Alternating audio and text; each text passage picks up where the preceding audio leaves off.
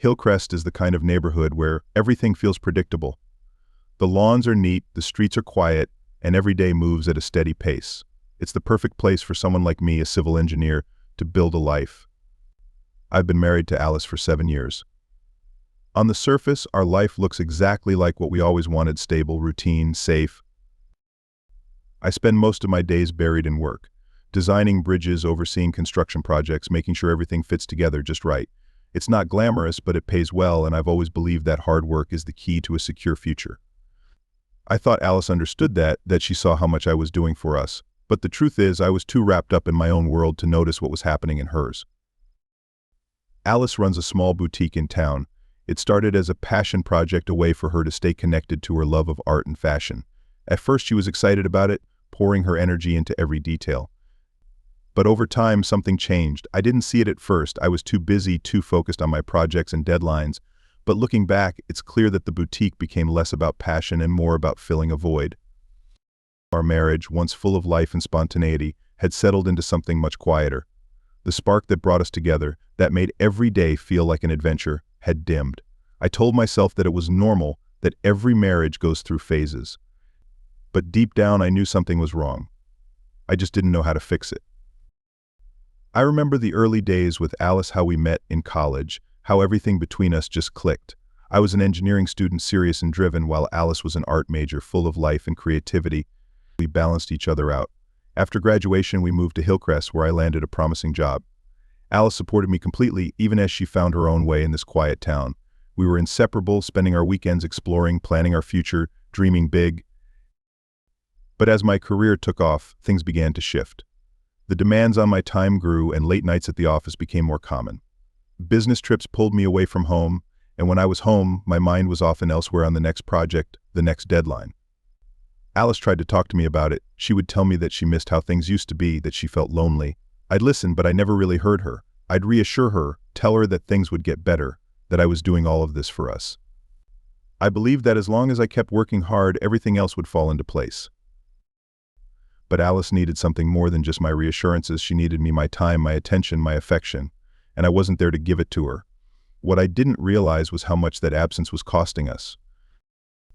I didn't see the signs. I was too wrapped up in my work, too confident that everything was fine. But while I was busy, Alice was drifting further and further away. And then she met him. It started innocently enough, or so I'd like to believe. Alice joined a yoga class to fill her time, something to keep her busy while I was at work. That's where she met Ryan. He was new to town, just moved in from the West Coast, and he was everything I wasn't. Spontaneous, adventurous, full of life. Ryan was the kind of guy who could light up a room with just a smile, and Alice was drawn to him. At first it was just casual conversation after class, a few friendly words exchanged about yoga poses and breathing techniques, but it didn't stay that way for long.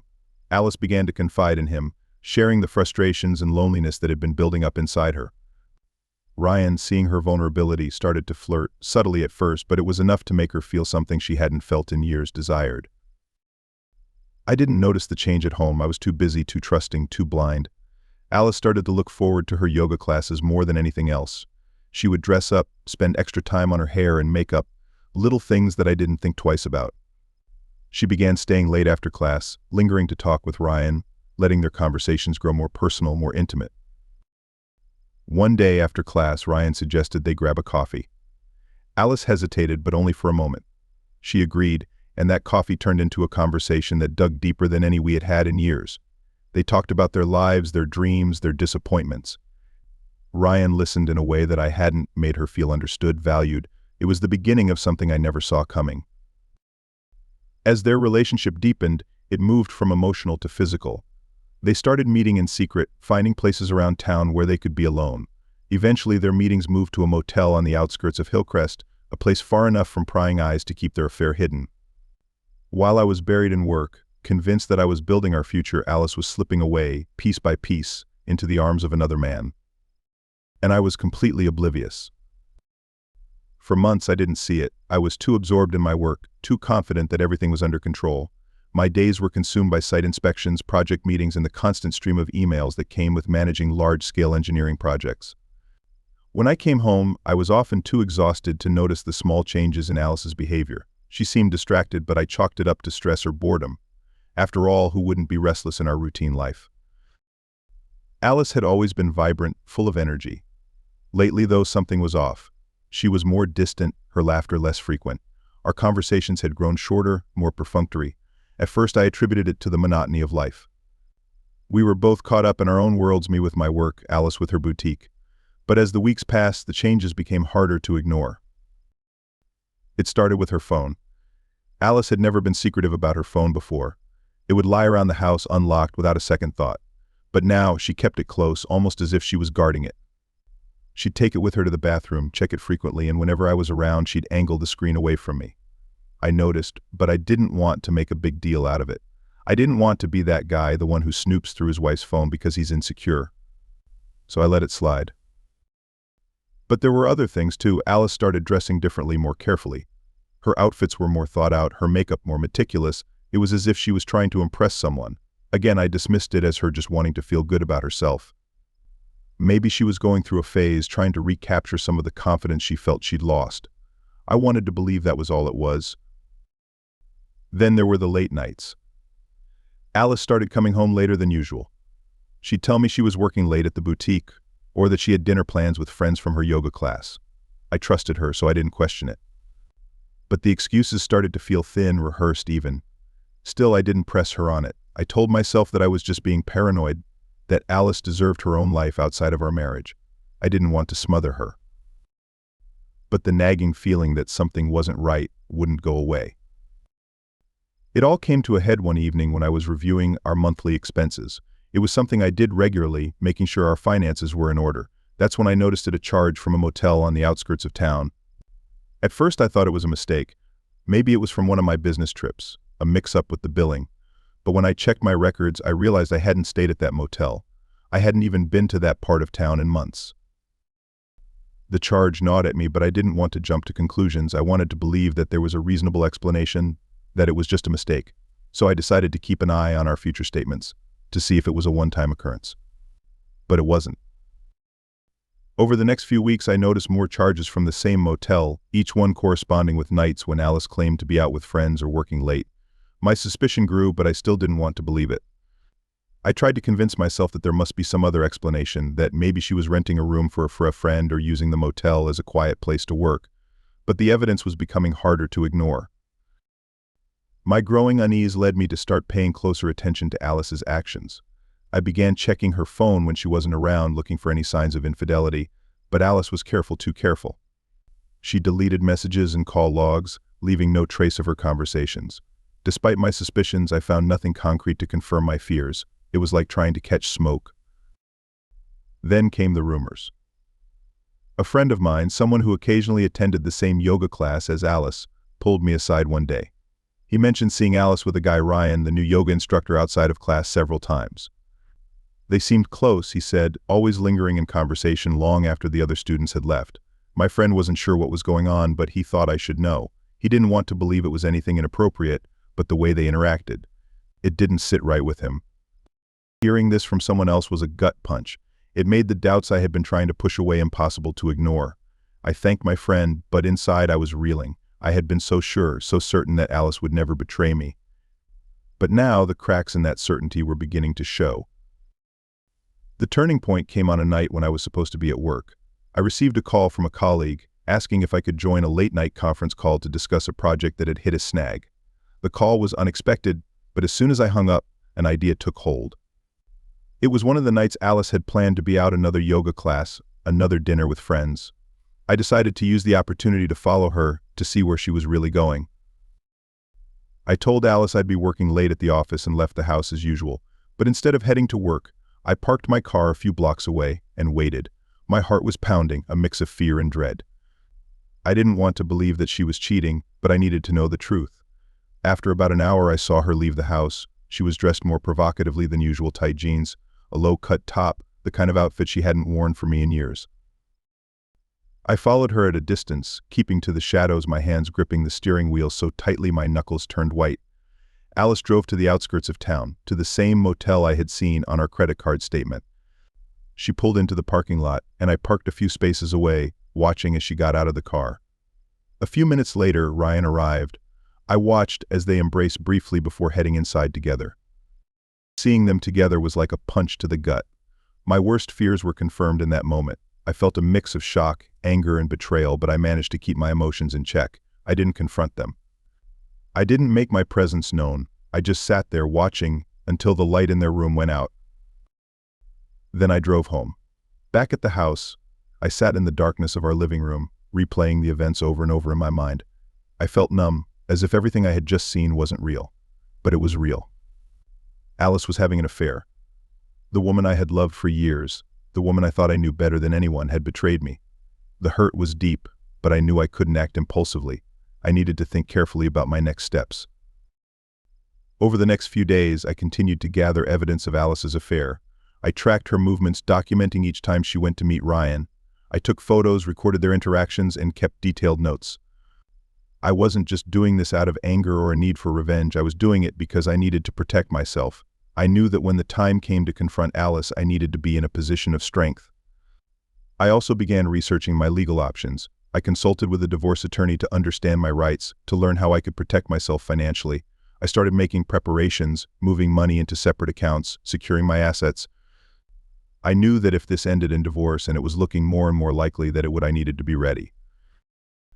At home, I tried to act normal, but it wasn't easy. I became distant, engaging less in conversations, avoiding physical contact. Alice, caught up in her affair, barely noticed. She was too preoccupied with Ryan, too wrapped up in the excitement of their secret relationship to sense that anything was wrong with me. It was almost laughable how oblivious she was.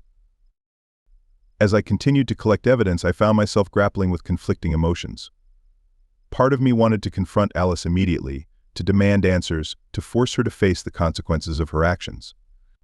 But another part of me wanted to wait, to ensure that I had all the information I needed before taking any drastic steps. I was torn between my anger and my need to be strategic, to make sure that when I did confront her, I would have the upper hand. During this time, a mutual friend of ours, someone who had grown increasingly uncomfortable with Alice's behavior, decided to speak to me. This friend had seen Alice and Ryan together on several occasions, had noticed how her demeanor had changed over the past few months. They told me how Alice seemed happier when Ryan was around, how the two of them often left yoga together, seemingly in no rush to part ways. Hearing this from someone I trusted only confirmed what I already suspected. It solidified my resolve to confront Alice, to bring this nightmare to an end. But I wasn't going to rush into it. I needed to be methodical, to ensure that I had all my bases covered. I began withdrawing emotionally from the marriage, distancing myself from Alice, while continuing to monitor her actions. I also started making financial preparations, moving money into separate accounts, securing my assets. I knew that when the time came to confront Alice, I needed to be in a position of strength. And through it all, Alice remained blissfully unaware. She continued her affair with Ryan, believing that their secret was safe. Ryan, for his part, seemed content to keep things casual, enjoying the thrill of the affair without any intentions of taking it further. Neither of them anticipated the storm that was about to break. I had spent weeks preparing for this moment. Every detail had been carefully considered, every piece of evidence meticulously documented. I knew it was time to confront Alice, and I had chosen a quiet evening when we were both at home. There would be no distractions, no excuses. After dinner, as the dishes lay untouched on the table, I told Alice that we needed to talk. The seriousness in my voice must have given her pause, because she looked at me with a flicker of apprehension before slowly sitting down. I started slowly, not with accusations, but with a simple statement I knew about the affair. The words hung in the air between us, heavy with unspoken meaning. Alice's face immediately shifted from concern to shock. Her mouth opened as if to say something, but no words came out. I could see the wheels turning in her head, trying to figure out how much I knew, how much I had pieced together. But I wasn't going to leave anything to her imagination. I began laying out the evidence methodically. First, the credit card statements, the charges from the motel on the outskirts of town, each one corresponding with nights when she claimed to be out with friends or working late. Then, the photos I had taken, showing her meeting Ryan, the yoga instructor, in the motel parking lot. I described the records of her movements, how I had tracked her, documented her every lie, every betrayal. Alice's shock gave way to denial. She shook her head, trying to deny it, saying that it was all a misunderstanding, that I had it wrong. She claimed she had been meeting a friend, not another man, that there was nothing going on. Her voice was trembling, desperate, as if she could talk her way out of it. But I kept going, unrelenting. I told her about the conversations I'd had with friends, how they had seen her with Ryan, how they had noticed the changes in her behavior. I recounted details that she couldn't possibly explain away, things that only someone who had been watching closely would know. As I spoke, I could see the realization dawning on her face. There was no escaping the truth. The evidence was undeniable, irrefutable. Her denial crumbled, and she broke down, tears streaming down her face. She admitted to the affair, her voice choked with sobs, pleading with me to understand her reasons. She talked about how she had felt neglected, unloved, desperate for attention. She tried to justify her actions by blaming me, blaming my focus on my career, my long hours at the office, my lack of attention to her needs. She insisted that she had never intended to hurt me, that she had just wanted to feel loved again. I listened quietly, my expression unreadable. I had heard enough excuses over the past few weeks, enough lies to last a lifetime. When she finally stopped talking, when the silence between us grew thick and heavy, I told her that I had already consulted a lawyer. I was moving forward with a divorce. My tone was calm and measured, devoid of the anger and emotion she had expected. I explained that I could no longer trust her, that our marriage was over, there was nothing left to salvage. The betrayal had cut too deep, and there was no going back. Alice's eyes widened in panic. She begged for forgiveness, her words coming out in a rush. She promised to end the affair immediately, to do whatever it took to save our marriage. She pleaded with me to give her another chance, to let her make things right. But I remained resolute. My decision was final. Her betrayal had destroyed any chance of reconciliation. The conversation ended with Alice in tears, her body shaking with sobs while I stood up and walked away. I retreated to the guest bedroom, closing the door behind me. The house was eerily quiet, the kind of silence that only follows the shattering of something once thought unbreakable. Alice was left to confront the reality of what she had done, to face the consequences of her actions. The weight of it all began to sink in as she realized that she had not only lost Ryan but also her marriage, the life we had built together. In the days that followed, Alice's desperation grew. She made frantic efforts to repair the damage, to show me that she was committed to making amends. She broke off all contact with Ryan, who, sensing the impending fallout, was more than willing to disappear from her life. Alice started cooking my favorite meals, leaving notes of apology, trying to rekindle the affection that had long since faded. She did everything she could think of to win me back. But my response was cold and distant. I had already emotionally detached myself from the marriage. For me, there was no going back.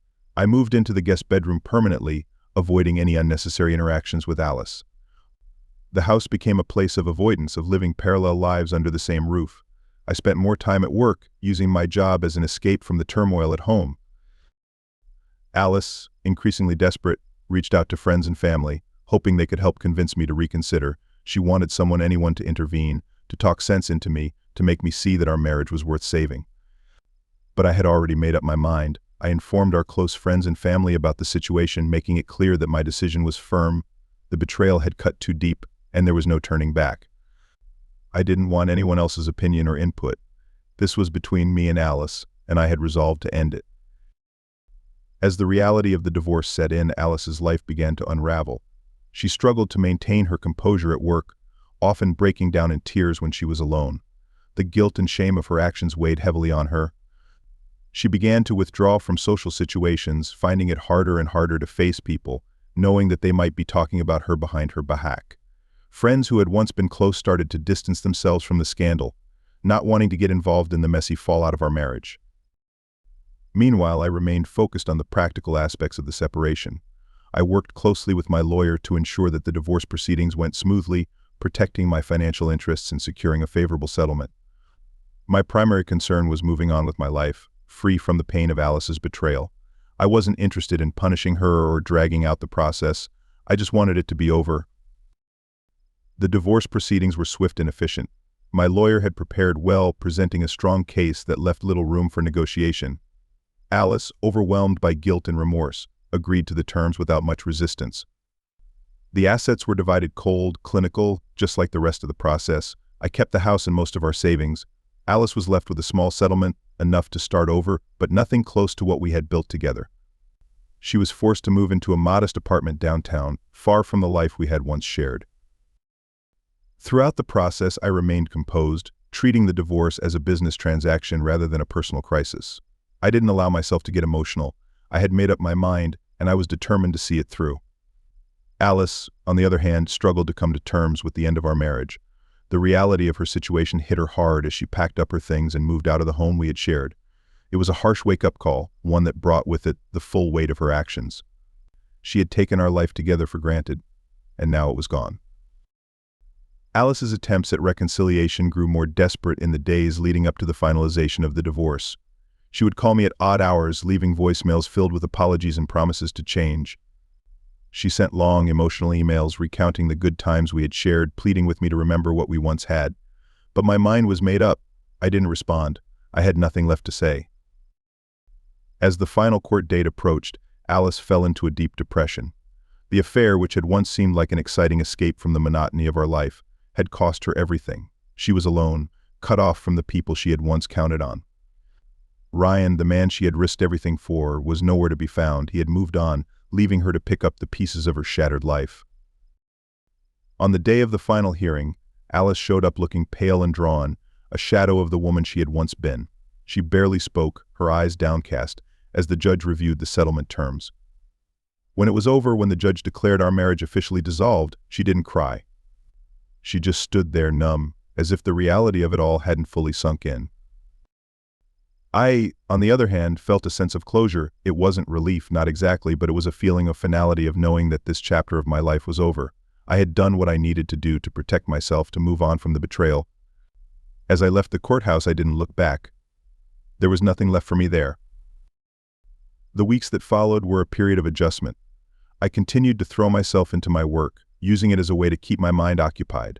The house, once filled with the presence of a life shared, now felt empty. But it was a good kind of empty, a clean slate, a place where I could start over.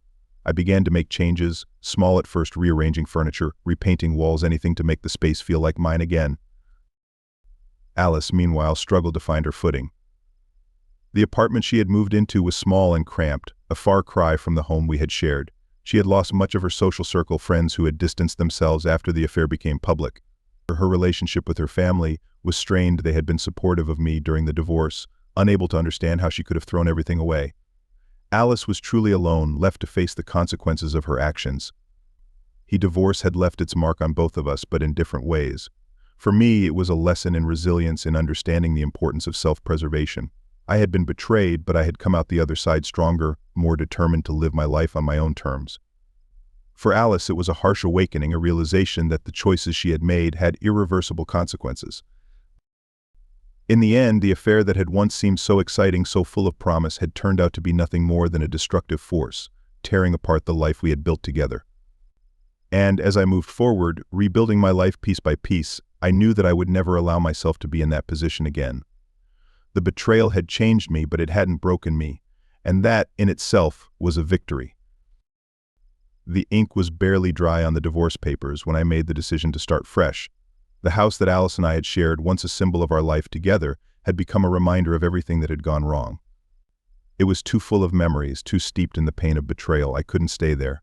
So I sold it. The proceeds were more than enough to buy a smaller, more manageable home in a different city, far from Hillcrest and all the ghosts that lingered there. Moving wasn't just about leaving the past behind, it was about reclaiming my future. The new house was modest but modern, tucked away in a quiet neighborhood where I could focus on rebuilding my life. The first few weeks were a whirlwind of packing, closing accounts, and tying up loose ends, but I welcomed the busyness. It kept me from dwelling on what I had lost. Once settled, I threw myself into my work. My career had always been a source of stability for me, and now it became my anchor. I took on more challenging projects, ones that required long hours and intense focus. I welcomed the distraction. The office became a sanctuary, a place where I could lose myself in the precision of engineering, where every problem had a solution if you just looked hard enough. The promotions and accolades followed naturally. With Alice gone, I had nothing holding me back. I could work late into the night, travel at a moment's notice, dedicate myself fully to my job without the guilt of leaving someone behind. My professional life flourished, and with each new success, I felt myself moving further away from the pain of the past. It wasn't about forgetting, it was about proving to myself that I could thrive, even after everything that had happened. But work wasn't everything. I knew that if I wanted to truly move on, I needed to rebuild my social life as well.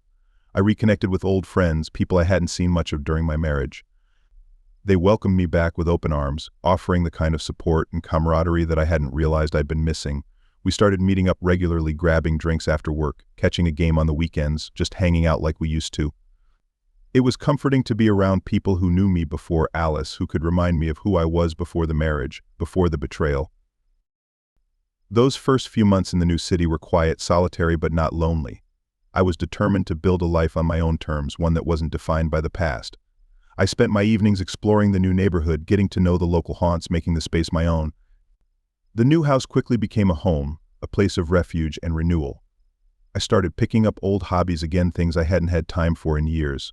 I dusted off my guitar, joined a local cycling group, even took up cooking, experimenting with new recipes that I could never be bothered to try before.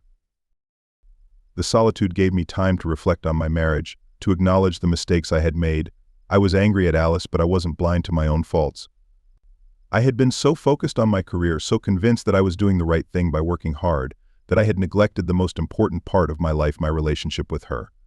The distance between us hadn't just happened, it had grown gradually, fed by my inattention and her unmet needs. I couldn't change what had happened, but I could learn from it. I resolved to be more present in my relationships, to never again take for granted the importance of communication and connection. I knew that if I ever found myself in a relationship again, I would do things differently. I wouldn't let work consume me the way it had before. I wouldn't let the distance grow. I wouldn't make the same mistakes. In time, I began to open myself up to the possibility of dating again. I approached it cautiously, aware of the emotional scars I carried, but also hopeful that I could find someone who would appreciate the person I had become. The first few dates were awkward, tentative, more about testing the waters than anything serious. But each one was a step forward, a way of proving to myself that I could move on, that I was ready to let someone new into my life. I met a few women who seemed nice enough, but nothing clicked right away. I wasn't in a rush. I was content to take things slowly, to let things develop naturally. I was in a different place now, more confident in who I was and what I wanted. I wasn't looking to replace Alice, I was looking to build something new, something better. As I settled into my new life, the pain of Alice's betrayal began to fade. It was still there like a scar, but it no longer defined me. I had been hurt, but I had also healed. I had come out the other side stronger, more resilient, more determined to live my life fully and authentically. I knew that moving on would take time, but I was committed to building a future free from the shadows of my past. While I was busy rebuilding my life, Alice's world was crumbling. The affair that had once seemed so thrilling, so full of promise, had left her isolated, both socially and financially. The friends who had once been close to her either disapproved of her actions or sided with me. Her social circle, once vibrant and supportive, began to shrink. She found herself increasingly alone, struggling to cope with the consequences of her choices. Her relationship with her family became strained as well. They couldn't understand why she had jeopardized her marriage for a fleeting affair, why she had thrown away the life we had built together for a man who was now nowhere to be found. The support they had once offered her began to wane, replaced by disappointment and frustration. They still loved her, but they couldn't condone what she had done. Alice's work at the boutique suffered too. The passion she had once poured into her job, the joy she had once derived from her work, was overshadowed by the overwhelming sense of loss and regret that consumed her daily. She found it difficult to focus, to care about the details that had once mattered so much to her. Her business started to falter as her attention wavered, and customers noticed the change. The boutique, once a thriving hub of activity, became a reflection of her inner turmoil, disorganized, neglected, a shell of what it once was. Ryan, the man she had risked everything for, had vanished from her life as soon as the affair was exposed. Alice tried to reach out to him, hoping for some form of solace, but Ryan wanted nothing to do with the situation. He moved on quickly, leaving Alice to face the fallout alone. The realization that she had meant so little to him, that she had been nothing more than a passing fling, hit her hard. She was left with nothing but the bitter taste of regret. As Alice's life continued to unravel, she realized too late the gravity of her decisions. The affair, which had once seemed like a thrilling escape from the monotony of our marriage, had ultimately led to her undoing. She was left to pick up the pieces of a life she had shattered, with no one to blame but herself. Her attempts to repair the damage were half-hearted at best. She tried reaching out to old friends, but they were wary, unsure of how to respond. Some offered polite sympathy, others distanced themselves, not wanting to be associated with the scandal. Her attempts to rebuild her social life fell flat, and the loneliness began to take its toll. Alice's days became a blur of work and isolation. She would go to the boutique, go through the motions of running her business, then return to her small, empty apartment. The nights were the worst, long hours spent alone with nothing but her thoughts for company. The regret gnawed at her, a constant reminder of what she had lost. In her darkest moments, Alice found herself questioning everything. Why had she done it? What had she been thinking? The answers, when they came, offered little comfort. She had been unhappy, yes, but she hadn't been willing to do the work to fix things. She had taken the easy way out, looking for excitement and validation in someone else rather than facing the problems in our marriage, and now she was paying the price. Her relationship with her family continued to deteriorate. They tried to be supportive, but their disappointment was palpable. Conversations with them were strained, awkward, filled with unspoken tension. They still cared about her, but there was a distance now, a rift that hadn't existed before. Alice had always been close to her parents, but now there was a sense that she had let them down, that she had become someone they didn't fully recognize. Even her parents had a hard time understanding her actions. They had always seen our marriage as stable, a partnership that would last a lifetime. They couldn't comprehend why she had thrown it all away, and their attempts to understand only deepened the chasm between them. Alice felt their judgment, even if it was unspoken, and it added to her growing sense of isolation. The apartment she had moved into after the divorce was a stark contrast to the home we had shared. It was small, cramped, and devoid of the warmth and comfort she had once known. The walls were bare, the furniture sparse. It was a far cry from the life of comfort and stability she had once taken for granted. The reality of her situation hit her hard, and she struggled to adjust. As the months passed, Alice found herself sinking deeper into depression. The loneliness, the regret, the overwhelming sense of loss, it all became too much. She started to withdraw from the world, cutting herself off from the few friends and family members who still tried to reach out to her. She spent most of her time alone, trapped in a cycle of self-pity and despair. In contrast to her downward spiral, my life was moving forward. The house was sold, the divorce finalized, and I was making a name for myself in a new city, in a new life. The pain of the past was still there, but it no longer controlled me. I was determined to build something new, something better. Alice, on the other hand, was left to deal with the consequences of her actions. The affair that had once seemed so exciting had turned out to be nothing more than a destructive force, tearing apart the life she had known. She had lost her marriage, her social standing, and the respect of those who had once cared about her. And as she sat alone in her small, empty apartment, she realized too late the true cost of her decisions. The story of my marriage to Alice is a cautionary tale, a reminder of how easily a relationship can fall apart when communication breaks down and priorities shift. My discovery of Alice's affair set off a chain of events that led to the end of our marriage, leaving both of us to rebuild our lives in the aftermath. Though deeply hurt, I chose to approach the situation with a methodical and pragmatic mindset. My actions ensured that I emerged from the ordeal with my dignity intact, allowing me to start anew and eventually find peace. Alice, on the other hand, was left to confront the consequences of her choices, realizing too late the value of what she had lost. In the end, the thin line between love and betrayal had been crossed, and there was no going back. The story serves as a reminder of the importance of nurturing relationships, of the dangers of taking love for granted, and of the irrevocable consequences of infidelity. For me, the experience was painful, but it also provided an opportunity for growth, for starting over. And as I moved forward, I knew that I would carry the lessons of that time with me, always. Alice's downfall was a direct result of her choices, a testament to the fact that actions have consequences. She had everything: a stable marriage, a successful career, a supportive social circle, and she threw it all away for a fleeting affair. By the time she realized her mistake, it was too late to turn back. As I continue to build my new life, I do so with a clear understanding of what I want and what I won't tolerate. The pain of the past has made me stronger, more focused, and more determined to create a future that is truly my own. Alice, meanwhile, is left to reflect on what she has lost, on the life that could have been, had she made different choices. A few years had passed since the divorce, and life had moved on for both of us. My new life in a different city was well established. I had built a solid career, reconnected with old friends, and even started dating again. The scars from the past were still there, but they had faded, reduced to distant memories that no longer held power over me. I rarely thought about Alice anymore. She had become a figure from another time, someone I once knew, but who was no longer part of my life. Then, one evening, as I was leaving a downtown restaurant after dinner with a client, I saw her. Alice. She was standing on the sidewalk, staring into the window of a small bookstore. The sight of her stopped me in my tracks.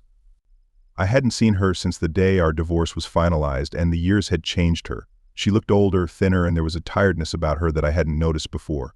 For a moment I considered just walking away, slipping past unnoticed. But something made me approach her. "Alice," I said quietly. She turned, and when she saw me, her eyes widened in surprise. For a moment we just stood there, taking each other in. There was an awkwardness between us, the weight of everything that had happened hanging in the air. "Anthony," she finally replied, her voice soft, almost hesitant. "I didn't expect to see you here." We stood in awkward silence for a few seconds, both of us unsure of what to say. I noticed how much she had changed. The brightness that used to define her was gone, replaced by something darker, more subdued. Eventually, she suggested we grab a coffee, and despite my initial hesitation, I agreed. We found a small cafe nearby and settled into a corner booth, the conversation slow and stilted at first. She told me about her life, how she had struggled after the divorce, how things had been hard for her. She didn't try to hide the fact that she had made mistakes, that she regretted the choices that had led to the end of our marriage. I listened, not out of pity, but because it was clear she needed to talk. Her life had taken a downturn after our divorce, and it seemed like she had never fully recovered. After some time, she looked up at me, her eyes searching mine, and said, "There's something I need to tell you, something I've been carrying around all these years." I tensed slightly, not sure what to expect. The tone in her voice was different, serious, almost pained. "What is it, Alice?" I asked, keeping my voice calm. She took a deep breath, her hands trembling slightly as she reached for her cup, more for something to do than because she wanted to drink. "It's about the affair," she began. "There's something you don't know, something I should have told you back then, but I couldn't. I was too ashamed, too scared." I said nothing, just waited for her to continue. Ryan wasn't the only one, she confessed, her voice barely above a whisper. "There were others, Anthony, a few during the last couple of years of our marriage. I was so lost, so desperate for attention that I kept seeking it out from different people. Ryan was just the last one, the one who made everything fall apart, but there were others before him." The revelation hit me like a punch to the gut. I had thought I knew the full extent of her betrayal, but this was something else. I felt a coldness spread through me, a sense of disbelief mingled with anger and deep sadness. All those years, all those lies, it was worse than I had ever imagined. I stared at her, trying to process what she had just told me. The cafe around us seemed to blur, the sounds fading into the background as I focused on her words. Part of me wanted to lash out, to demand answers, but I realized it wouldn't change anything. It was in the past, and nothing she could say would alter what had already happened. "Why are you telling me this now?" I asked, my voice low and controlled. Alice looked down at her hands, her fingers twisting nervously around the cup. "Because I needed you to know the truth," she said, her voice breaking slightly.